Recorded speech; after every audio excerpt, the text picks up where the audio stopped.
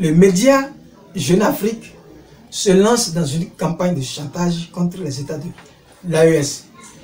Oui, chers camarades, le média Jeune Afrique se lance dans une cabale indescriptible et inexplicable contre les États de l'AES, notamment contre le Mali. De quoi s'agit-il?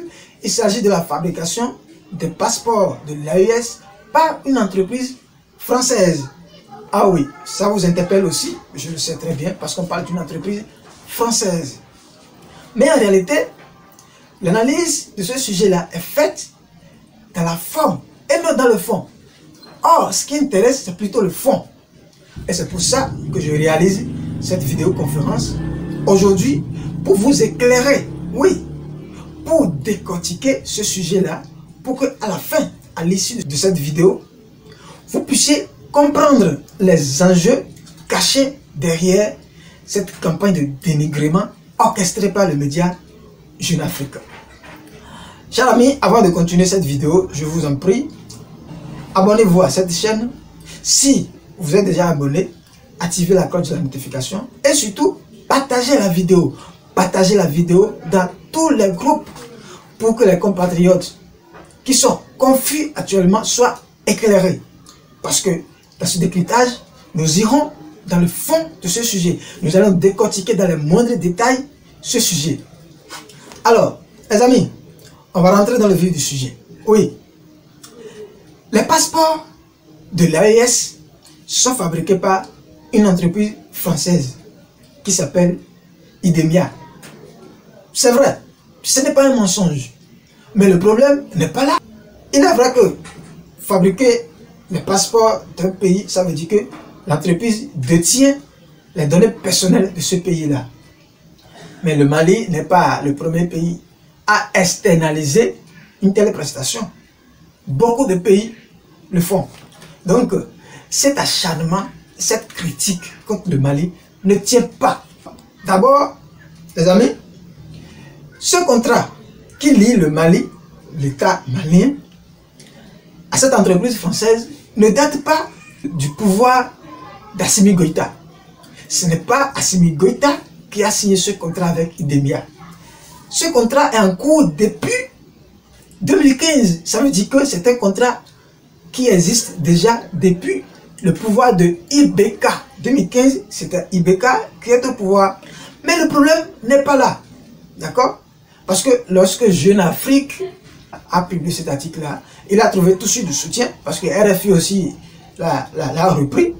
Mais au moins, il faut dire la vérité, il faut avoir l'honnêteté de dire que RFI a mentionné que ce contrat-là existe depuis 2015. Au moins, RFI a dit ça. Mais Jeune Afrique, il ne l'a pas dit, mais il le sait bien.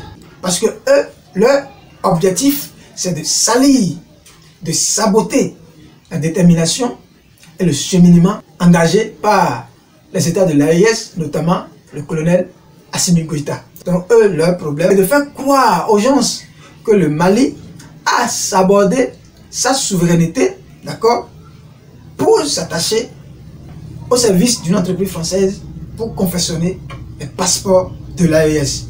Les amis, de quoi parle-t-on?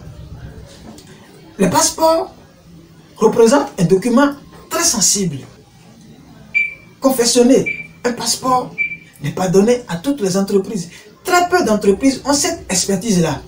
Alors, si il y a un marché, il y a un service, et que les compétences n'existent pas dans votre pays, ni sur votre continent, et que ces compétences-là existent en Europe ou en Amérique, mais il y a quel problème à solliciter l'expertise extérieure? Le combat de l'AES, ce n'est pas de contrer la France, non, mais c'est de refuser le traitement condescendant dont fait l'objet les Africains depuis des décennies.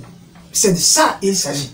Donc, qu'une entreprise française gagne un marché au Mali en postulant comme toutes les autres entreprises gagnent la compétition à la loyale, mais le problème ne se pose pas.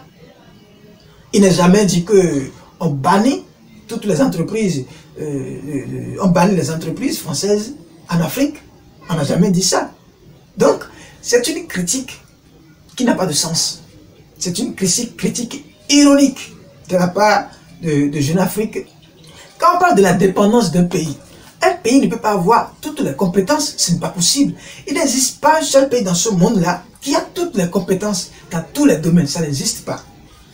Mais la France dont on parle, les amis, la grande majorité des données personnelles françaises sont hébergées aux États-Unis.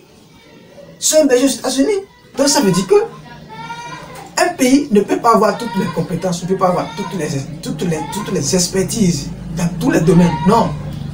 Et il n'y a rien d'anormal. Nous sommes dans un monde interconnecté. Nous sommes à l'ère de la mondialisation. Et il y a interdépendance entre les pays.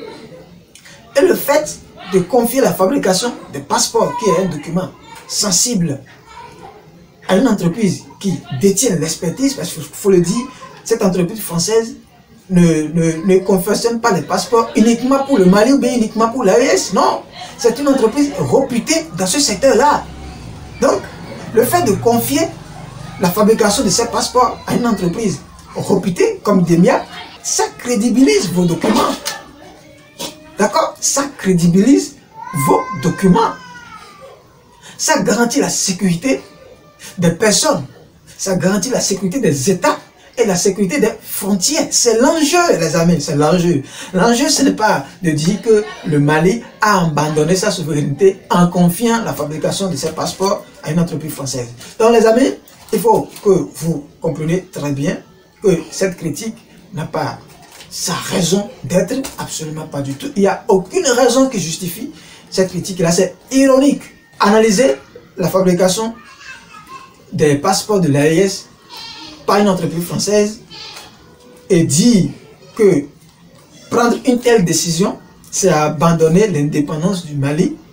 D'accord? Cette analyse est réductrice. Elle est réductrice et ironique. Il n'y a pas de confusion. Tout est clair.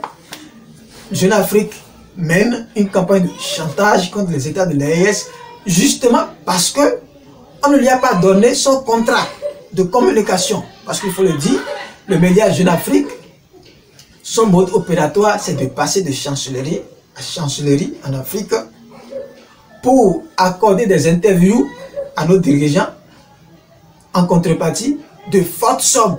Donc, ça n'a pas marché avec les dirigeants de l'AES. Ça n'a pas marché. Vous voyez, le média, il a tapé poteau.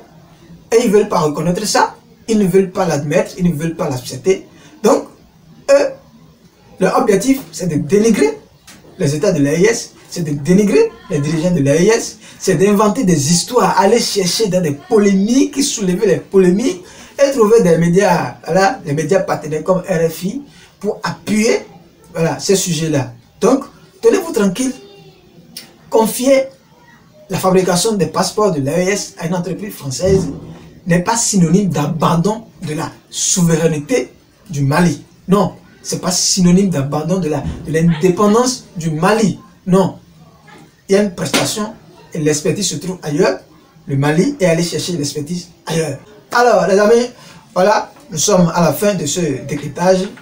J'espère que cette vidéo vous a éclairé. J'espère qu'à l'issue de cette vidéo, vous avez compris les enjeux derrière, les enjeux cachés derrière cette campagne de chantage, de dénigrement menée par Jeune Afrique. Donc sur ce, je vous souhaite une très bonne journée et à la prochaine pour une nouvelle vidéo.